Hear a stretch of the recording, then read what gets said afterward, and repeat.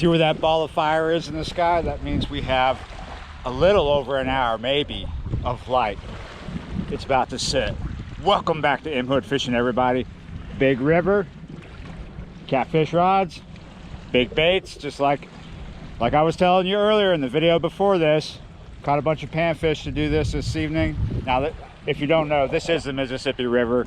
We're still in New Orleans. We're just outside the bywater. This is the industrial canal right here. It goes way back up in there. Got a bunch of people here for the sunset, people with dogs. I'm the only guy here for catfish so far. Come on. Here's our first piece of bait. I'm gonna turn this into two baits, actually. This is a warmouth. What we're gonna do first, though, is we're going to fix him up. As you see, I'm cutting the fins off. Just those. I'm gonna cut him in half with these scissors. I'm gonna cut his tail off. It'll create a little more flavor in the water. And I'm also going to cut right there. And same thing on this. It's just to try and get a little more juice in the water to attract a big fish. There we go. We got two decent sized baits right there. All right, so the first bait is going to be that front half, the head. We're going to put that on an 08 hook, like you see it. It's snailed up on 50-pound mono to the barrel swivel. And then we got us 3 ounces of lead on a sinker slide, or as I like to call them, lead trolleys. And I'm using 80-pound braid. And this is a Tidewater 9-foot rod. Both of them are Tidewater 9-foot rods. Let's get this first bait out. I'm gonna start with my bait on the sand right there. I'll bring my lead down there too.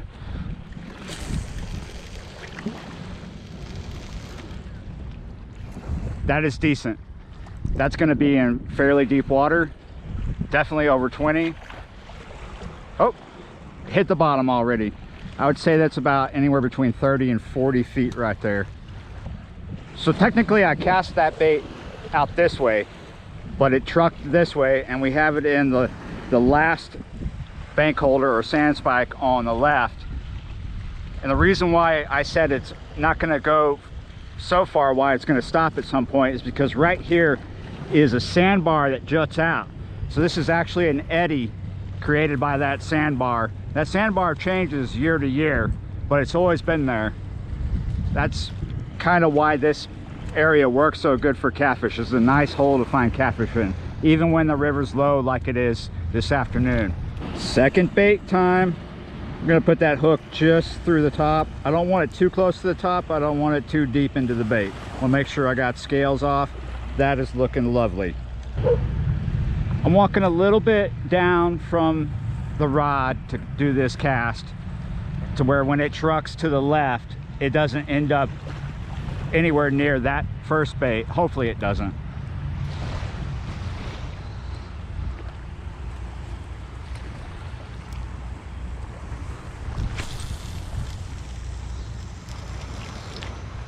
Oh, that was even a better cast. It was a little further.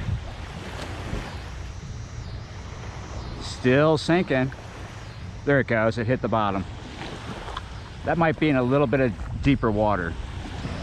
If my 3s don't hold real well, I have 4 ounces, but I think we're going to be fine. These are kind of close together. Well, they look close together up here. I don't think they are down there in the water.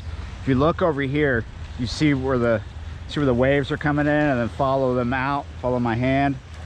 You can tell that that sandbar is right there where the water's doing some weird stuff. It's probably shallow right there. So if I made a long distance cast that way, I would have a bait in really shallow water, maybe about 10-15 feet. Depends on how far out onto the bar I get the bait. The further the bait is in, the more shallow it is, right? The more shallow it is. This is one of the great things about sitting here waiting for a big cat to get on the line, to watch barges and tankers and other ships come in. Look at these awesome clouds behind that barge. Nice. Just got a little gentle tug, and now we have a slack line. I'm gonna gently reel up, see what's up.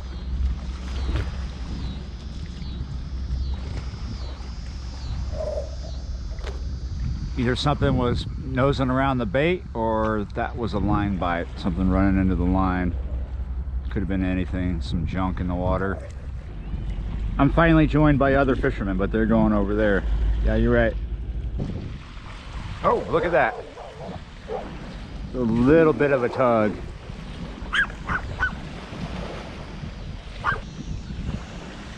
What is the matter with you?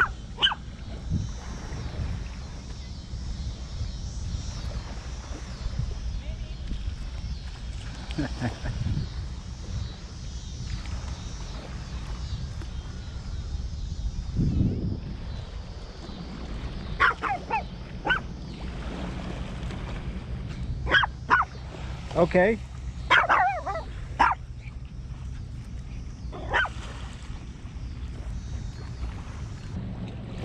I've swam here many times, especially right after Katrina. It was a great way to come take a bath, but you felt sandy after that kind of bath. It's hard to get clean in the river because you come out kind of gritty, but you don't smell. You smell different. You don't smell as bad. Yep. So I've been out there and I know that it's not too deep, and then you get out a certain way and you're like, whoa, maybe I should go back. I know. Because you feel it. You feel the power of that water. And you're probably not even that far out and you feel it. Right. Yeah, the current's strong. I mean, this is the deepest part of the river, like right over here at Algiers Point. Off there, it's 240 feet. Give or take, it fluctuates each year. Here we are at sunset. The sun is gone and this is what we're left with. This isn't going to last much longer. We're losing the light. We've only had a couple of little bites, probably from small fish. As soon as these people start to filter out, I'm going to be right behind them. I don't like to be here at night.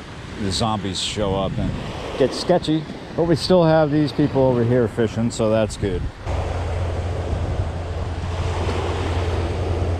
It's now just about 9 o'clock. I'm starting to get an odd feeling that not much is gonna happen. Just couple little bites earlier from little fish. It's kind of chill out here. There's jazz piano being played somewhere in the distance. You can hear it. You can smell someone trying to make a fire. It smells like they're burning ragweed. Sometimes this is okay. Sometimes.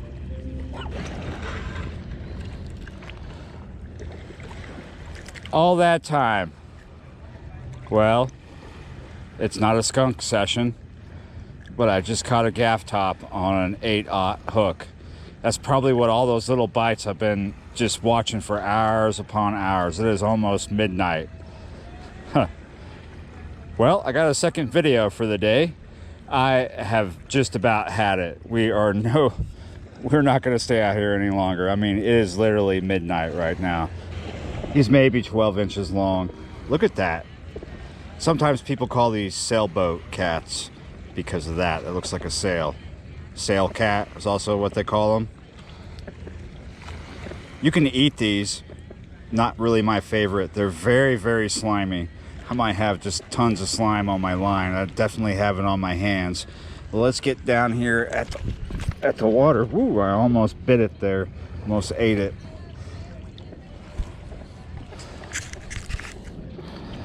Let's watch him swim off.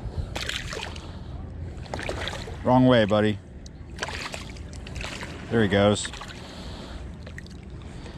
He's got it. There he goes, off like a shot. That does it for me, man. I sat here for a long time waiting for that one fish, and it's not even what I was really here for. I was here for bigger fish than that, but it was kind of chill, super chill. All right, like, share, comment, subscribe to the channel if you haven't already, and I will see you next time with bigger fish, hopefully.